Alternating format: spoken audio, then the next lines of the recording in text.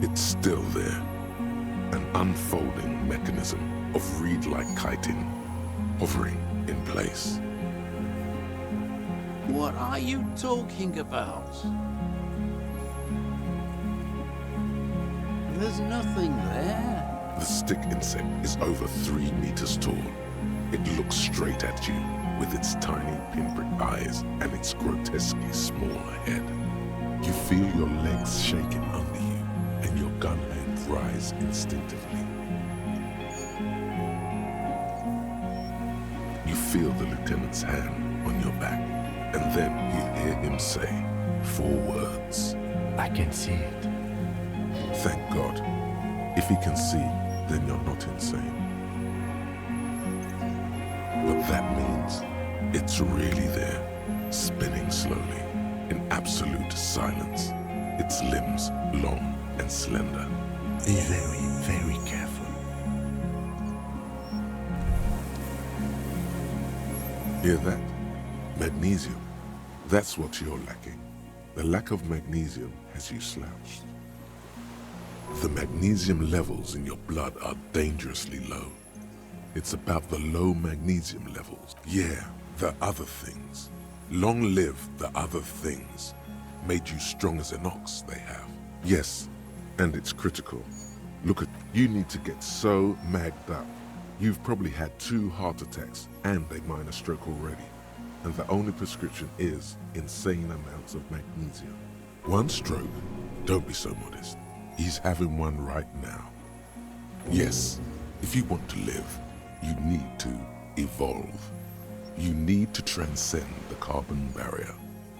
Go to the apothecary and buy insane amounts of magnesium. It will reverse the damage to your circulatory system. Just remember, it's not the alcohol. Buy more of that too. Alcohol is not the problem. And it's certainly not the dextroamphetamine, nor smoking for 40 years. It's the lack of magnesium and excess of coffee. You should stop drinking coffee. It wreaks havoc on your gastrointestinal system.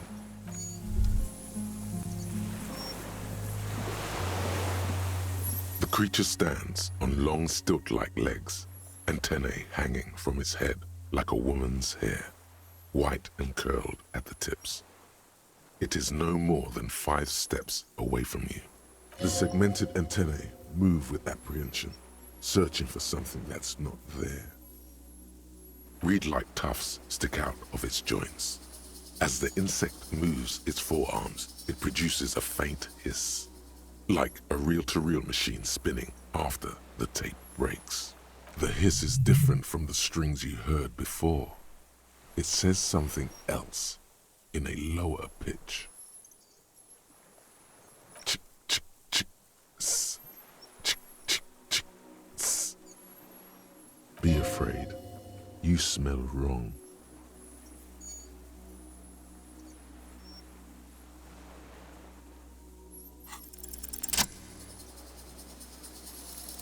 Slowly, with your breath held, you take 2 small steps toward the phasmid.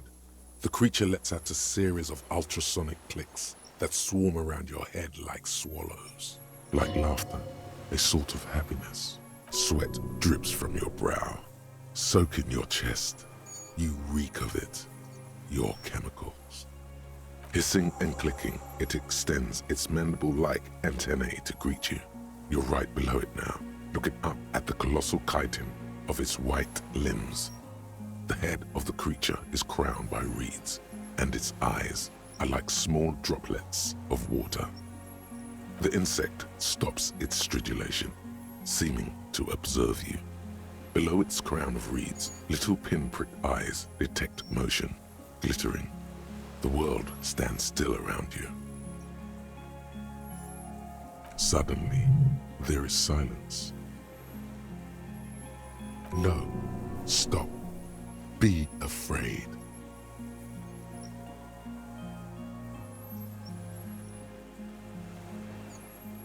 As you do, the invertebrate comes to life, its limbs moving independent of each other, as if each has a mind of its own. They are white, like stalks of porcelain, knitting above you, praying to you.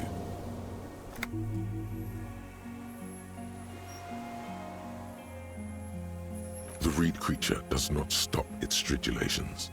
It towers above you, parting the reeds it emerged from. Tuft-like structures still rustle on its joints. Perhaps it is preparing to eat its god. No reply. A total ancient silence comes from its mouth, along with what appears to be some kind of foam. The stridulations of its limbs continue all around you. You were right. Little bubbles form on the mouth parts of the creature, on its segmented lower lip. It looks to be foaming slowly. The foam is white, then yellowish. The faintest smell like you've never felt before, like burnt roses. Careful. It may be poisonous. The foam slowly turns a darker shade, like burnt caramel, as the insect moves its mouth parts, masticating. The little bubbles begin to burst, one by one, letting out that same smell, like summer burning. Apricot blossoms, white blossoms erupting, a sensation like cold hands on your face. Okay. There is no change in the insect's motion. In 3. If it moves, you jump back. I'll shoot. Here we go. The shrill flash of the camera cuts the air like the blade of a sword. The phasmid freezes in its bright light. Head turned toward the lieutenant. Hypnotized by the flash, it stands frozen before you. The sweat on your arms feels cold as ice, as if you're frozen as well, in the shadow of this great statue of chitinous marble. I got it. For all time.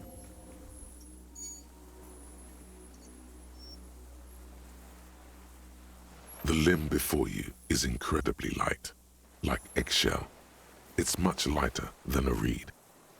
You feel a soft push could tip the creature over. Its hollow exoskeleton collapsing. A sudden shiver passes the limb. Looks like the creature is awakening.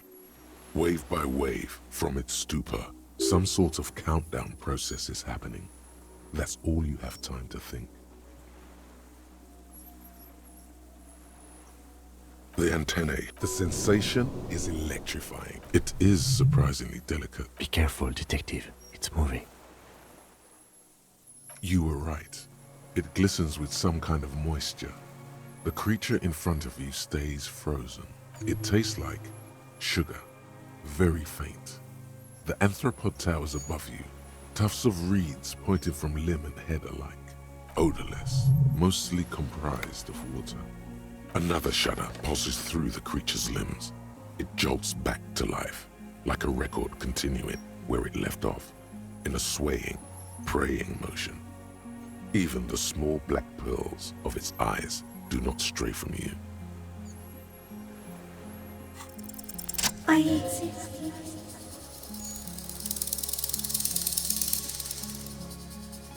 Tell me what it's like for you.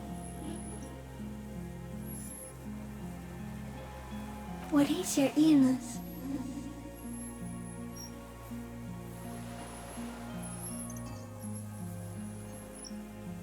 I am not. There isn't even a central nervous system in my head. Only mouth parts were eating white blood clots. Now I will tell you how it is for me.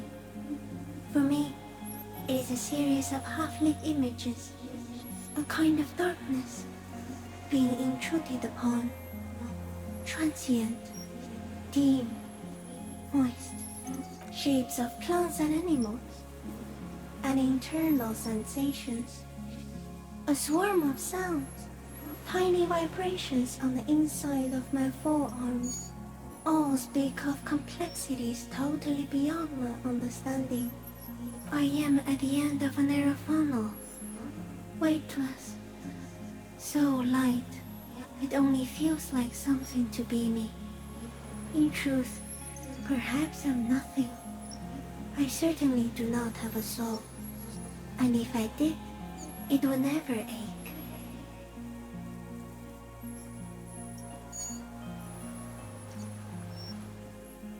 Are you sure?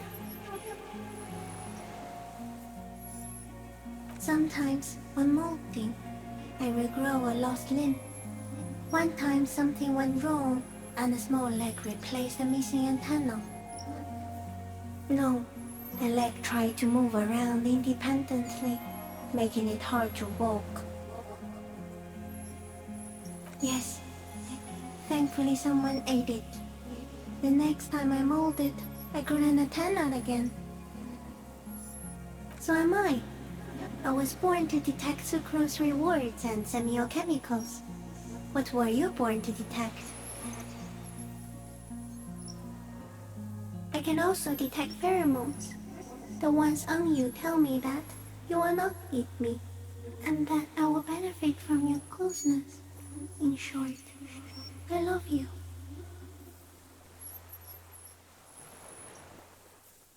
Not even the birds know that. Not even the water lily. You can also eat it. If it's a leaf, you can put it in your mouth. Yum yum. Or read. No, you're awake. I am real. Light is forming me. This is real. I am an unknown species of the order Phantasmodia, endemic to the Unsuldian Insula. For the last 350 years, I have hidden in plain sight, masquerading as the reeds, molding, cloning myself, unfolding at night to play with trash bins and boys. It may have unknown, dangerous biochemical characteristics that help it maintain its camouflage. And went unnoticed by the first settlers and the land surveyors of the suzerain. Also, by the soldiers of the revolution and the officials of the occupation. Even the Samanese islanders who came here first, but did not stay, have not seen me. I have stayed hidden through 4 forms of government and 2 scientific revolutions, until I was accidentally discovered by a detective of the citizen militia in Rebelshaw, district of Martinez, March 51. Yes, I do not have a starter display, so I use a neurodegenerative element to aid in camouflage. Do not worry, it is only destructive over long periods of time. No, you are the miracle. The moral of our encounter is, I am a relatively medium life form, while you are extreme, all-engulfing madness.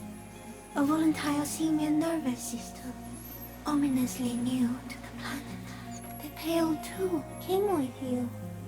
No one remembers it before you. The Nidarians do not. The radially symmetrics do not.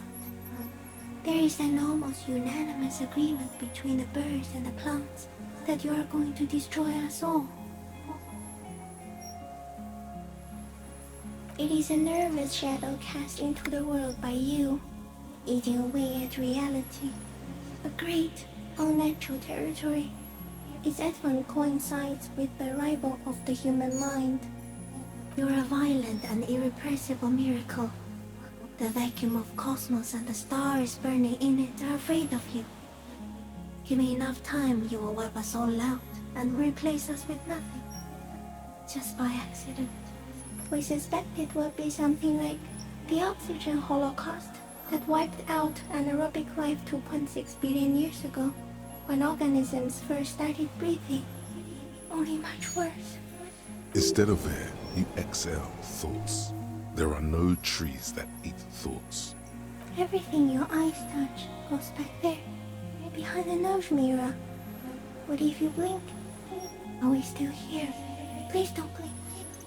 What if he misplaces us all one day, or just forget?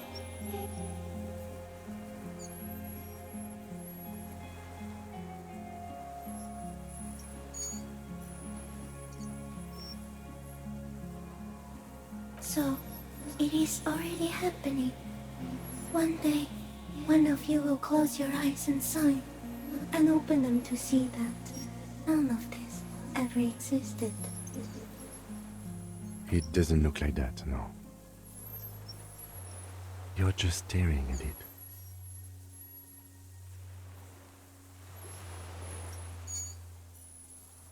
Okay. Is it somehow related to the case?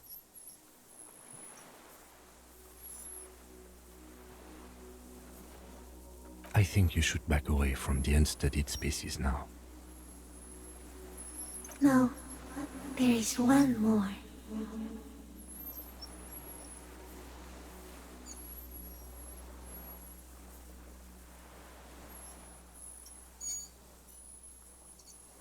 Thank you. I also have one more thing to say to you before you go. That woman, turn from the ruin. Turn and go forward. Forever show. She was hell on Earth. It doesn't take a 3-meter stick insect to tell you that. As you're turning away, the phasmid mirrors your movements, stepping on the water, the long limbs carrying its feather weight without breaking its surface.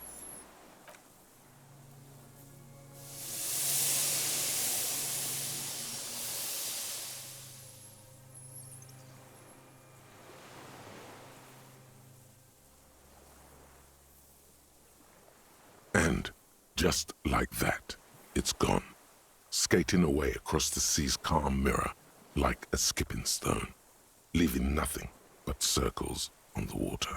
And something under it, in the place it stood, bobbing there, among the reeds, a collection of items. It's gone.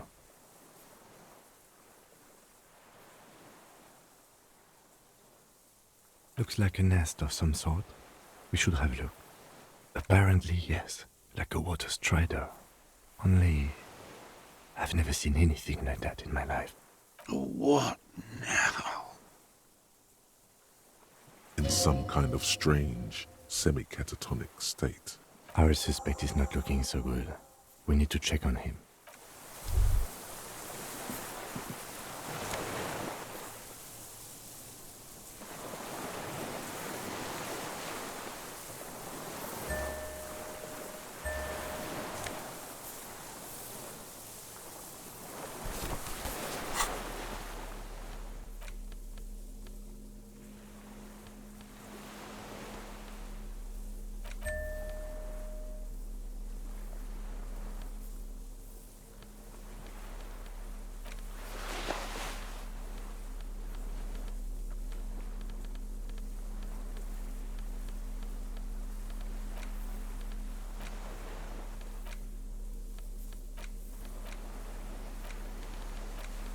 This passport, issued by the Sovereign Republic of Oranje, is issued to a black-haired... Classia's hidden documents. From the MT boy. It's Clasia, with short black hair and glasses. She looks boyish. Old photo.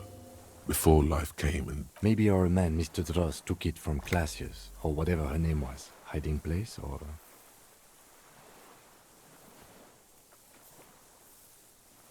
Like a magpie? What a coincidence. Then it would also have collected the other objects. By now, the lieutenant has accepted your unusual methods. I can see how the helmet could wash up on the island. And the scope. Maybe Mr. Dross lost it. But to seek this out would... Would it? Maybe it was simply curious. An octopus belongs to a very different class. It's not even an insect, it's a mollusk. But yes, I see your point. She said it would be for Anouk Meyer-Smith. Anouk Meyer-Smith. I told you she kept lying to you. She's probably lying to someone else right now, in another city.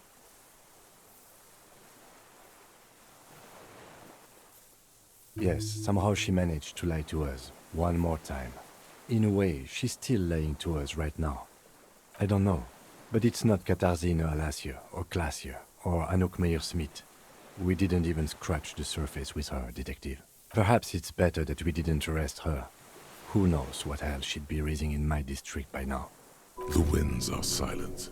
The streets are empty of her. She is no longer in the city of Revachol.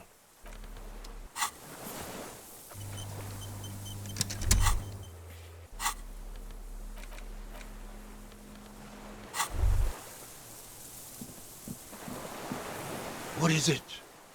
What do you want from me? I can't go. Something is very wrong with him now.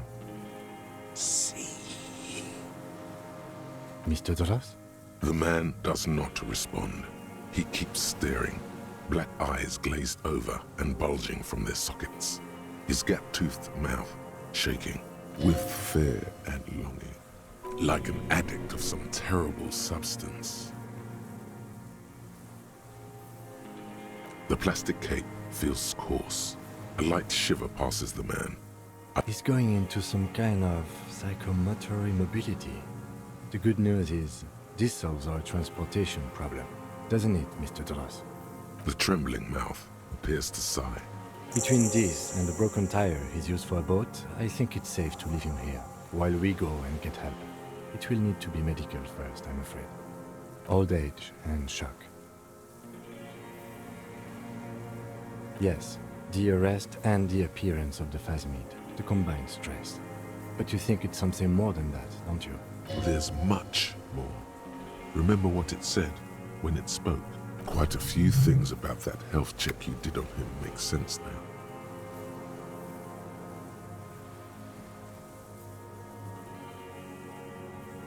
He was energetic and articulate. After all these years alone, with little hygiene or medication, I would expect worse. He does not seem to be animated now it's left. Honestly, I'm ready to believe anything at this point. Maybe it is psychoactive. I mean, why not? It's 3 meters tall. Like a drug? His pupils appear to be dilated. They still are. It's not just chemical. Some kind of oxytocin release mechanism would go with the pupils, but this is way above me, detective. Told you? Yes, good. During your long staring match, I understand. That could be part of the shock, but you're right, something is off here. Mr. No response. Then how did we see it? Oh, you mean, whatever does this, does it over time? Teenagers, kids, drunks, sightings are brief, and hence not credible. But anyone who spends a long time with it. Mr. Dross, have you ever seen a stick insect pretending to be the reeds? The doctors will have to look at this. I hope your station has better medical personnel than 57. This is a little advanced for a nurse. He did seem distressed when it finally came to arresting him, like he didn't want to leave this place, and the insect maybe. I have absolutely forgotten to take notes. I hope I remember all of this. This will be one hell of a report. Thank God we have the photo. He stares into the reeds. Your words don't stir anything in him. Perhaps you should. Nothing. The last embers have gone out. If Kuno kicked it into the sea, as he said he did, the ebb would put it back here. This makes sense. Mr. Dross could have picked it up. Or the Phasmid even. If it did, this is incredible. No reaction. His breathing is slow, and he appears very up. Did you take this passport and other papers from a boy on the coast? The spirit. He hears us. The spirit? No reply. He's gone again. Try something else? We got him back for a moment. I lost. He turns his eyes to the reeds again, as he's done so many times.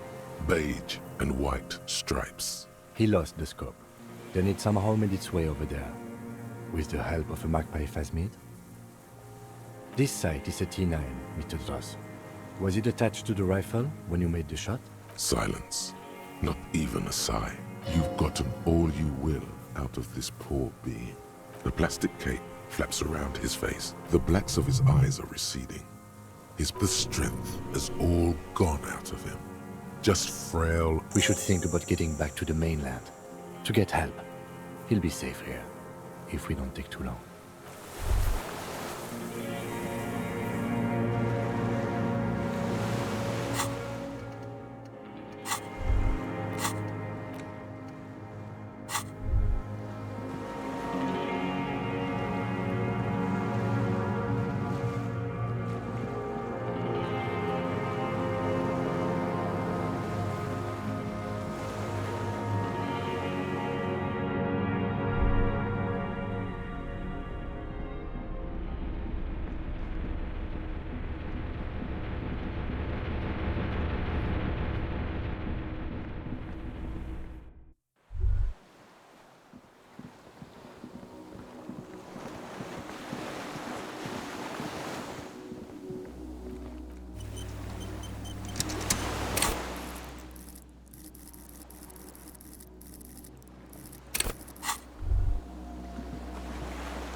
skiff is swaying on the water. Let's.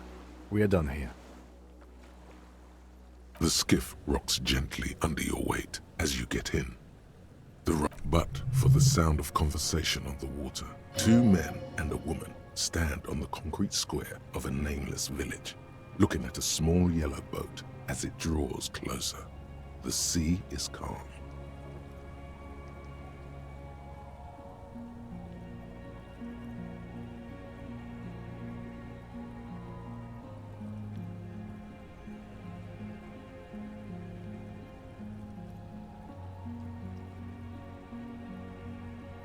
You reach the jetty and climb out of the skiff.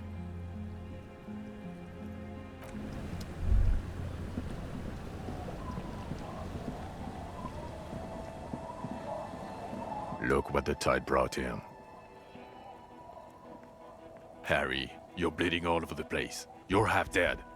This is the man with sunglasses from the Whirling in Rags. But where are his sunglasses? That's right. And you're bleeding.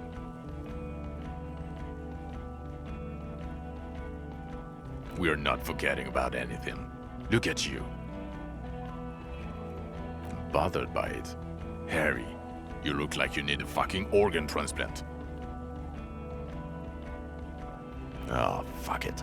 Let's not get into that.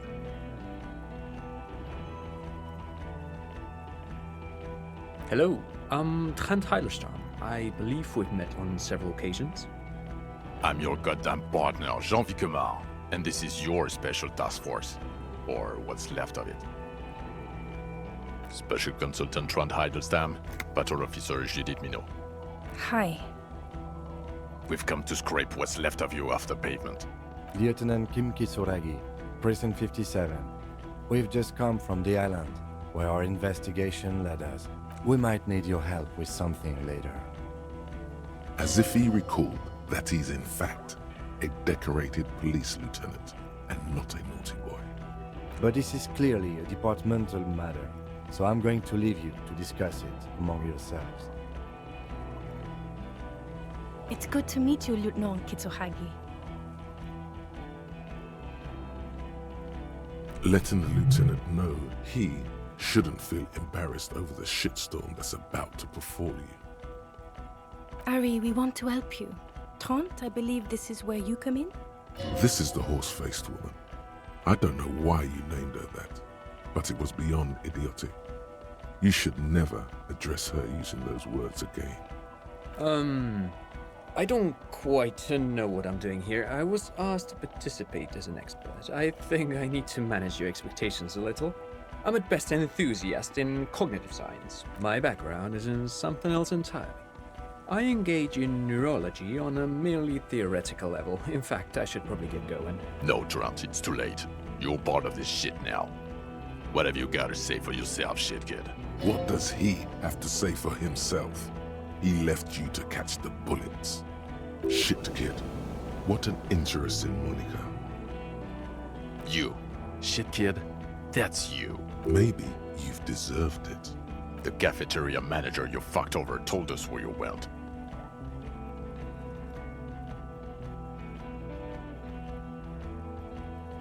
Speaking of which, the giant aerograffito in front of the building. The one that's burning. Did you do that? I knew it. Didn't I tell you, Trent? I told you it was our shit, kid. The line is from Lu Jiatun's Mirova 82, isn't it? About girl-child communism, the titular returning character to ghost the apparition of... Good choice, Harry. Don't encourage him, Trent. Okay. Guilty as charged. I heard you'd lost your mind and your memory. I wanted to see if it was true. And it was. Good work, Harry. You're insane now. There's one less person for me and everyone else to rely on. Did you? Or did you literally not recognize my face? We've been partners for how long, Harry? Don't answer that. You don't remember. Judging by the familiarity you feel toward him, 2 years minimum? Or maybe a short, but close stint on the task force. He's right. Don't start guessing. Now's not a good time. It's okay. I didn't come here to gloat or to fool you. Neither did he, actually. We're just worried. That's right. Worried. I'm always worried about you. Every time you don't show up to work, or when you do but stink, you're a worry fest. She's worried about you. I'm worried about you. Even Special Consultant Backpedal is worried about you. Everyone worries instead of working. Yes, I'm Tran Heilerstein. I never said I wasn't Tran Heilerstein.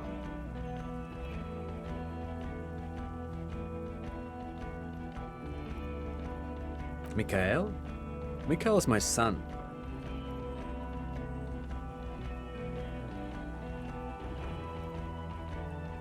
No, I was just interested in the Feld building and the Martinez beachhead. And Mikhail wanted to see Martinez.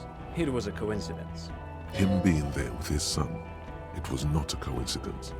It's difficult to see, but he was worried about you. And also interested in the Feld building. What indeed?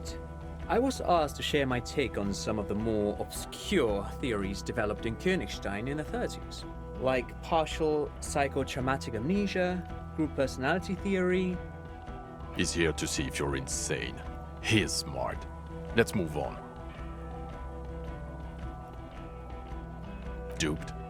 Hey, here's a brilliant idea. Don't be a morbid drunk and you won't be duped so easily.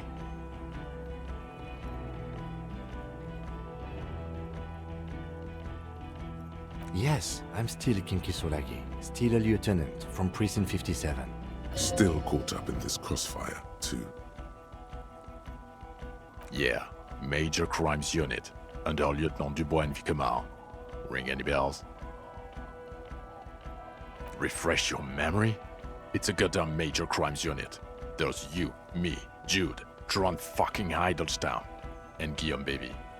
I'm technically just a civilian advisor. Oh, fuck you. You're part of this shit show. Oh, that's an interesting story, actually. Guillaume Bevy is a police reporter who joined our team.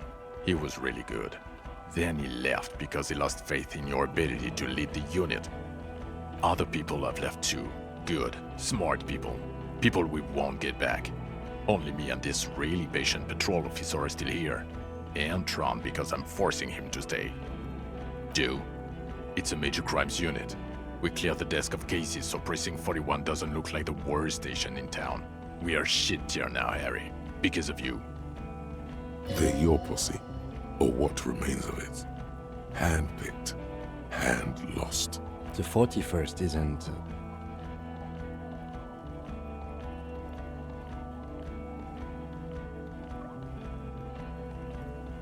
God damn it, Harry. You told us to fuck off. You said we're cramping your style. Your detective god. Fuck everything. All will burn. Detect or die.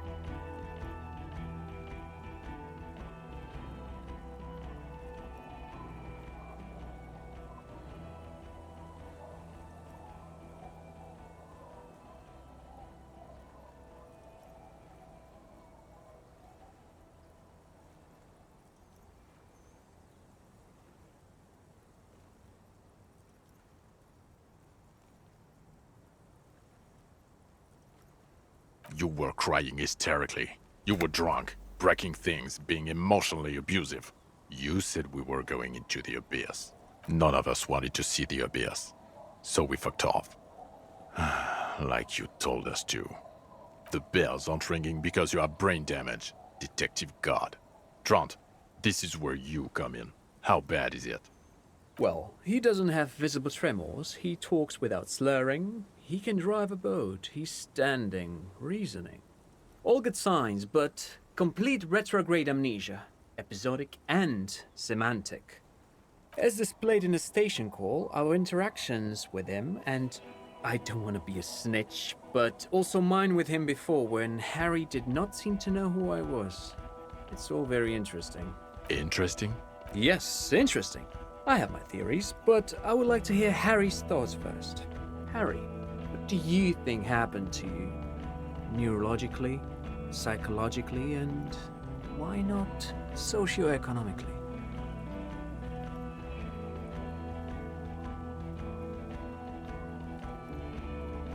Corresponding to the 20-centimeter hole in your brain. Sure. This theory has great symmetry. I see how it folds into itself neatly. Precisely, Satellite Officer Vic Mayer.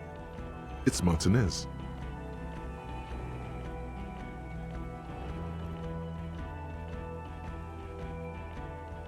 Crabman is an unfortunate choice of words, but I was there. The church on the coast shook from an audiospatial anomaly. It may have been anthroponetic, or perhaps related to radio waves. Either way, I have put this into my report. You should read it. I do not, however, think it has anything to do with him drinking himself to the point of brain damage. Thank you, Lieutenant Kitsuragi. Just to clarify, I do not think his other anthroponetics are a hoax. Pale produces global phenomena. It's proven. However, what has not been proven is total memory loss after drinking too much Komodo Red. Honestly, I think he's just lying to us. But Detective Vigmer, he has blanked out before. Yes, a couple of times. After some of the more serious benders. One was after the two drunks case, the other when we looked into that mural. So you don't remember not remembering. Beautiful. Interesting. So at first he dipped his toes into it, prepared. That's where he would have gotten the idea, yes. Practice. And then he used alcohol to get there, so to speak. What do you mean? Well, here's my theory. What if this is an absolutely normal reaction to the world we're living in? What if this is not a significant anomaly at all? Something to be explained, approached as a defect? Look at the sensory input here. Look at the ruins, the neon. Listen to the radio, the multitudes, the people. Live here for 40 years. As a police detective, he's like a magnetic reader on the world team, to borrow a known metaphor. Harry's been pushed flat against it. Total input. Hardwired to the free market. He just needed for it to end.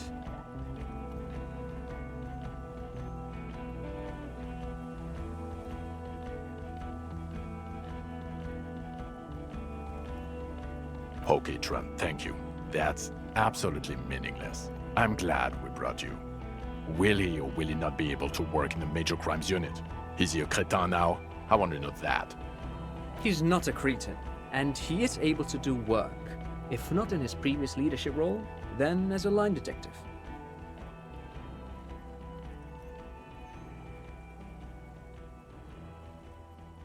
Agreed, Harry.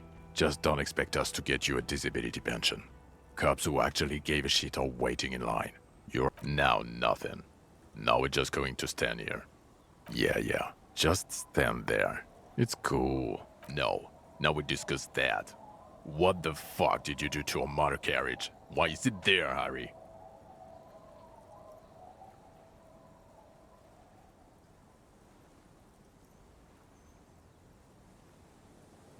Ha ha ha. Ho ho ho. Tequila sunset. Not sunrise because you're almost dead. So funny, Harry. Thank you for fucking me. Thank you for destroying 45,000 real of police property that's coming out of my payslip.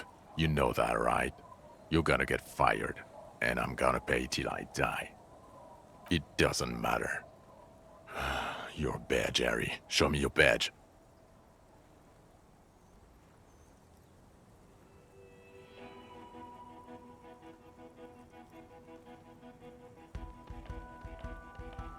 We're not armor cops. We're cops. People don't know us by our armor. They know us by our badges. You called in and said you lost yours. Have you found it? The thing that tells people you're a police officer. In a rush to demonstrate your badge, your eager fingers can't sustain a grip on the smooth plastic, and the badge slips.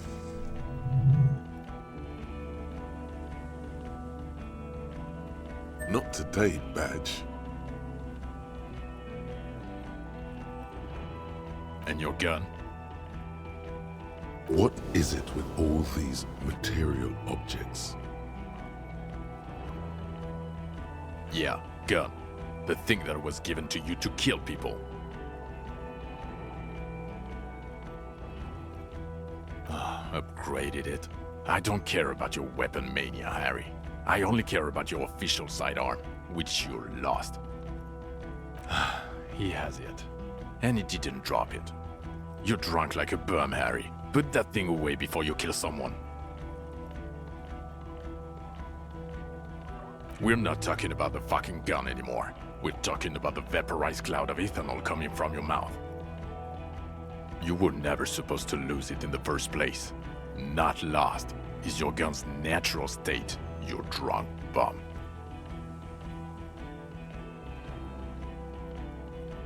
Who are you posing for, huh? A suspect escaped, Harry. Classy as something, because you were too high to assess a flight risk. We've read the reports. Lieutenant Kitsuhagi's. We know.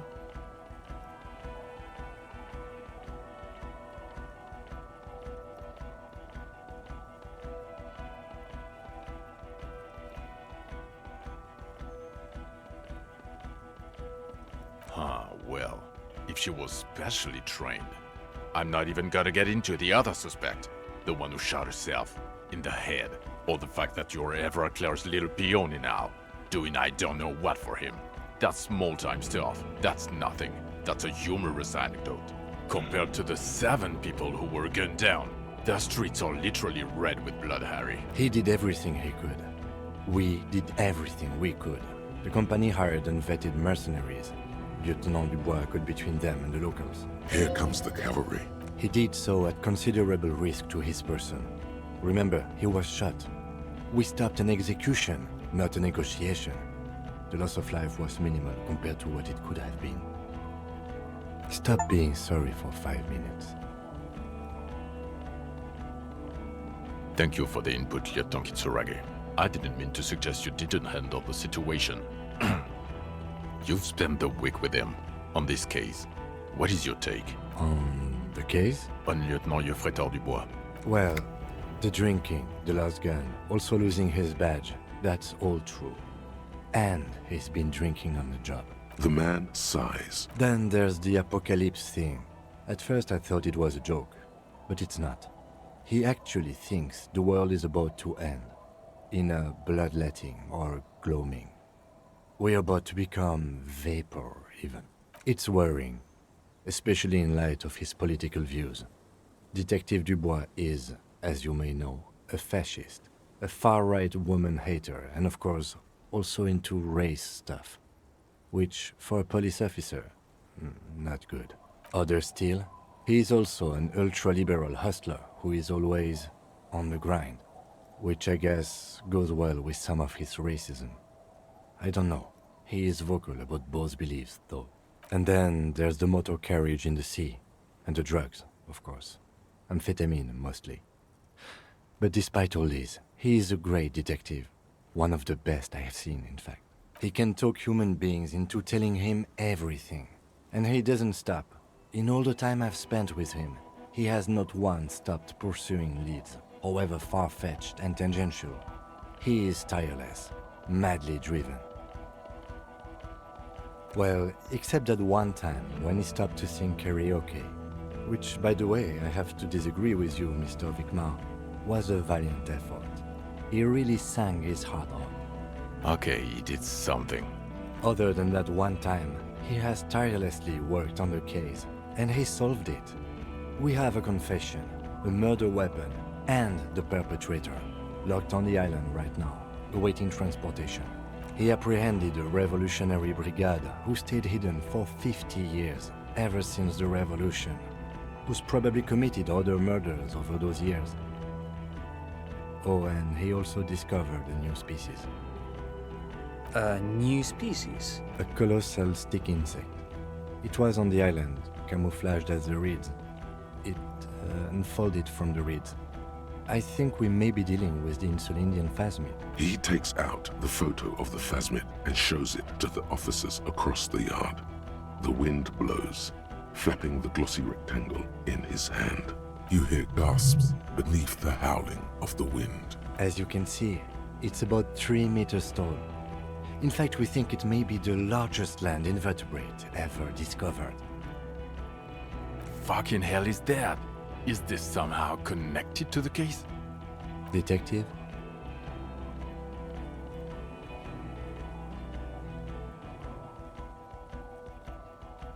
The old man was not aware of the phasmid's presence. Exhibiting a strange, atypical dementia, he fell into a stupor after its appearance. He became near catatonic. So it is connected. I must say, this is absolutely extraordinary. I don't even have words for it. Yes. It really does make it hard to fire the drunk. This is a very, very sad man who has just seen something that's made him forget his sadness. Now you make your case. Now is the time. Now or never. What was that? It sounded like you set up a nightclub in the church.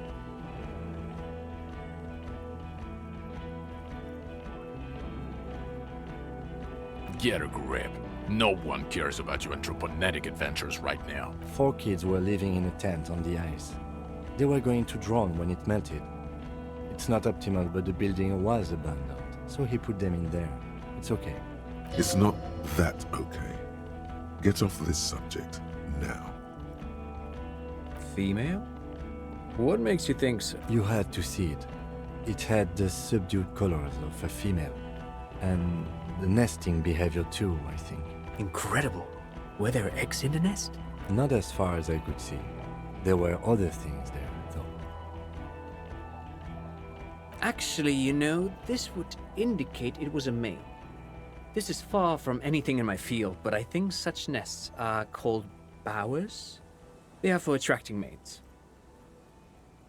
It must be robust if it can move a helmet with its limbs. As in cloning itself? What makes you think so? Then it wouldn't matter if it's male or female. The bower would just be rudimentary behavior from before the parthenogenetic mutation. Very interesting. Such organisms are extremely vulnerable to disease. A single strain of bacteria could wipe out the whole species. We're probably looking at conservation efforts here. Yes. That would be a chiromone. A pheromone that's seemingly beneficial to the host. It usually stimulates the affected nervous system. Not a human's, of course, but perhaps a predator's? There are species of bees that, under the influence of chiromones, take wasp larvae to their hives. Ants do the same with aphids, thinking they're... Do you think this... Nothing is off the table. But I want to stress this. The find does not have to be connected to the case.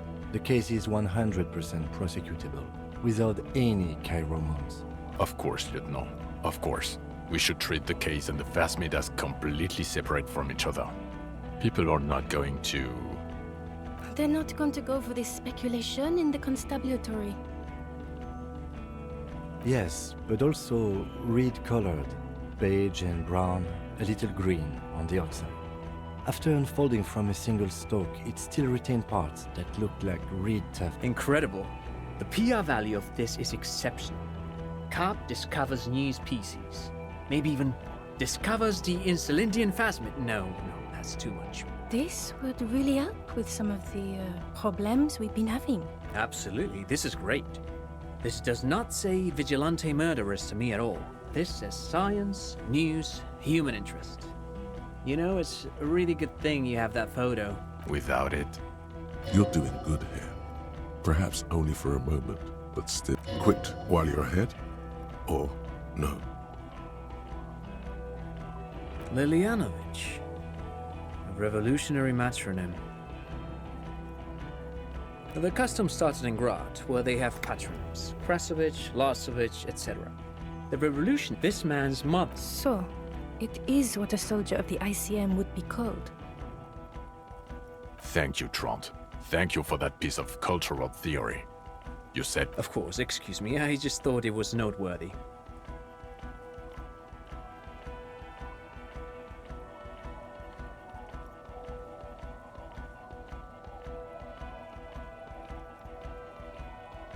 Jealousy?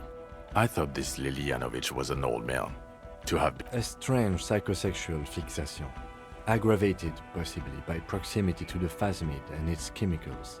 He himself gave a political reason, said he had killed an enemy combatant. Also, we have a sniper's nest with full view of the room in which the mercenary died, right on the island, and 2 officers on the scene that Mr. Dross confessed to. It's a clean win. Oh, it's way more than that. Way more.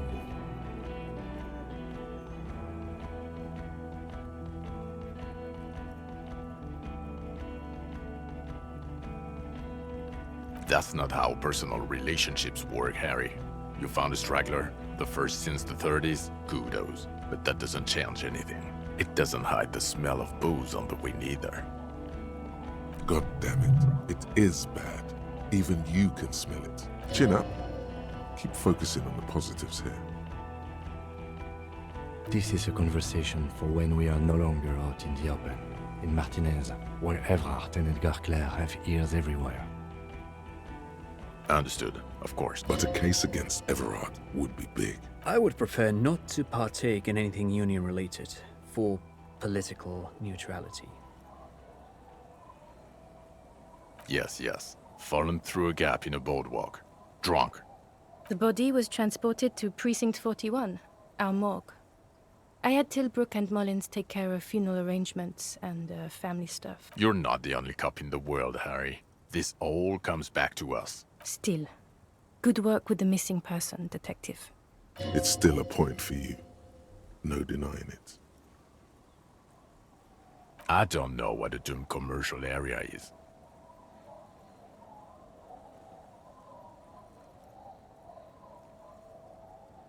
No, it didn't. It didn't turn out to be anthropometical again. Enough with the salary pale 2mm hole in the word line. This isn't Paradox B.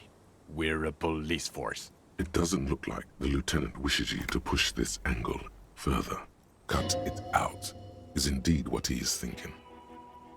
Who's Kuno? You don't want to know. You're right, Lieutenant. I don't. You snorted the drugs, I know you did. It's alright. I mean, at this point, anything is but the drink. I don't want to, but you discovered a new species and solved the murder. So I have to. Honestly, anything that ends this trial is okay with me. But he's been drinking, she thinks. This is exactly how he gets out of this every time. It's bad for him, but... Agreed. The public relations potential of this is too valuable to let go. Okay. We have vehicles in the square, and the perpetrator needs to be taken into custody. Let's go. Now you will finally get to know who you are. The man looks westward, impatiently, jingling his car keys in his pocket. Who are you? You're a gym teacher, Harry. Well, obviously you're not a gym teacher anymore, but... Before you were a cop, you were a gym teacher in Coron. It's getting really cold outside. Should we maybe...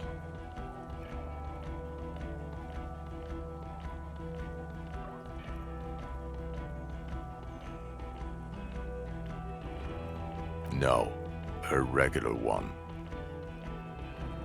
You haven't told us about that. You just told us about being a gym teacher. Harry, it explains everything. The running around, the jumping, the bicep girth, your inexplicable facial hair. Some of your more old-school social views. A lot of your interaction with Kuno. Also, this guy. Just everything about this guy. In your 20s or late 20s, you've really let yourself go since then. Yes, you taught gym in Cool. I believe that's the term. Taught gym at a high school. You were a high school gym teacher.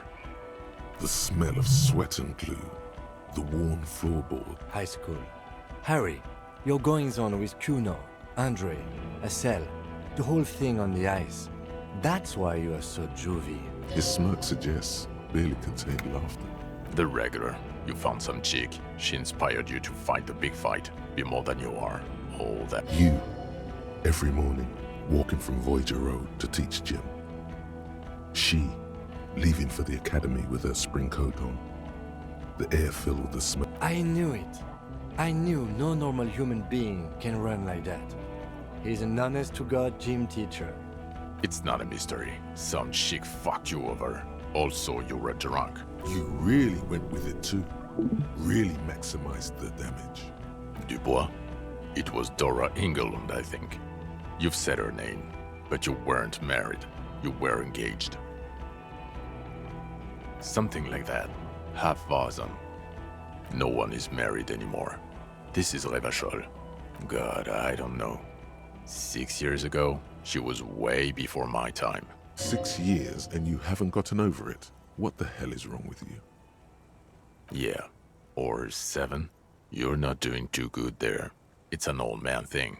2 old years equals 1 normal year. That and Dora Engelund really tore you a new one. A big one. Incredibly bangable. Extremely fuckable, Harry. Gorgeous. A gorgeous bourgeois woman. Wayfish. Like a Welkin, basically. Snow Welkin. Blonde Welkin. Heartbreak Welkin. Pain Welkin. I've only seen a picture, but it's obvious you formed a real spiritual connection with how pretty she was. One you never recuperated from. Look, the sun is going down. It's time to go home. I think she taught in the Académie des Arts, east of the river. Way east. Hard to say which came first, the middle-class chick or the drink. Egg and the chicken kind of thing. My point is, you need to see a psychiatrist about this shit. Not a psychologist. Several degrees harder. Is there something harder than a psychiatrist? A forensic psychiatrist? Go talk to that. No. You're too unstable to work for a mob boss. You're suicidal, Harry. No mob boss would take you. I assure you, I wouldn't consult for a corrupt unit. I told you it's not that bad. Us? We're the bloody murder station, haven't you heard? With the bad guys. No one likes us. That's not true. Jamrock is too big for one precinct. You are just understaffed. And everyone respects the 41st. You have Captain Price. Thank you, Lieutenant. You're being kind. It is an understaffed station and the district is too big, which is why we need to... Get back to it. We left Torsen and McLean to run the Sea Wing. It's not good. So he remembers that. Yes, there may have been a raid on some churches. It wasn't good press. Shooting up churches never is. I was out of town, to be clear. Our enemies were hiding in a church, to the best of our information. That's it. I'm not talking about this anymore. Your security clearance is shit tier right now. You have to wait for it to go up. He means it. The RCM and its enemies will not be discussed on this coast. Your clearance will not go up while you're within earshot of the Union headquarters. Mac the Torso Torsen and Chester McLean. They're not fit to run a wing. Believe me. Things are shaky as it is. They are damn iconic though, Torsen and McLean. Yeah, not like us. 2 clinically depressed old men. Where's the contrast here? We are garbage. Ptolemy Price? He's the son of the old Price, one of the founders of the RCM. He's one of the most highly regarded men in the force. You're lucky. Somewhere under the curved roof of a former silk factory, shaped like a ladybird with 2 chimneys, Police Captain Ptolemy Price sits behind a heavy wooden desk. Resident medic Nix Gottlieb pours him coffee. It's silent in the captain's office. They speak of change, the city, the tension on the streets. They speak of the events of April and the blood on the streets in May. God. There are 4 wings, Harry. A, B, C, and D. We're in C. There's also a lot of outside help involved, not only... He's anything but a loser, although he would like to be seen as one. It's cooler that way. Okay. It's not the bloody murder station. It's an old converted silk mill with green desk lamps and a coffee corner. A lot of good people work there. Hard. Every day. Jamrock is the largest ghetto in Rivachol. Faubourg, technically, but it's divided into 11 districts. Jamrock only has us. The press will blow over. Jamrock is lucky to have you, and it's often considered to be the greatest of the districts. You're lucky to have it. Thank you again, Lieutenant. Who is Lena? Tabernacle? It's on the way over. Near where you live on Perdition. Fine, if we're gonna drop you off anyway. She and her husband were conducting the search for the Phasmid. It's their discovery, in part. They should know as soon as possible. It would do you good to deliver some positive news for a change. She is going to be over the moon. Watch out, or she'll faint. Well, first I will go back to my station and write the most detailed report anyone has ever seen. It will have to be good to cover all these. Then I will have a serious talk with my captain. Detective, we just stopped a small-scale war. Something is happening to Revachol. I don't know what yet, but it's going to be a hard spring for the RCM. We need to get ready, infiltrate, investigate. Distant traffic. A scrap of newspaper drifts by, carried by the wind. It says, tensions rise in Terminal YC in light of the débardeurs strike in Terminal B. Among representatives of every industry in Coal City, you read.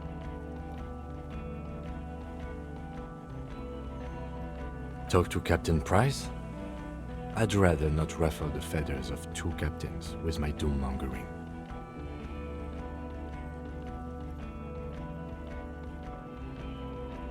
Work with Price?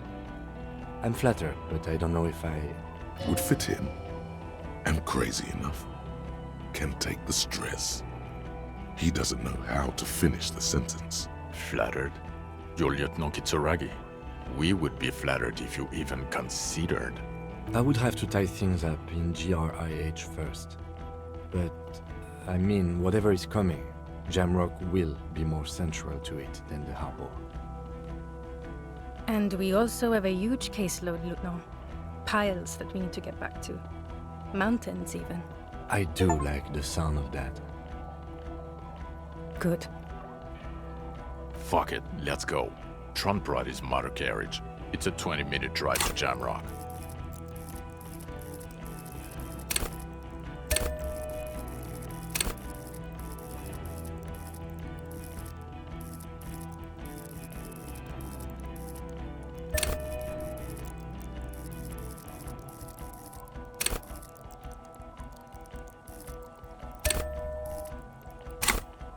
Under the evening sky, the great district turns on its lights.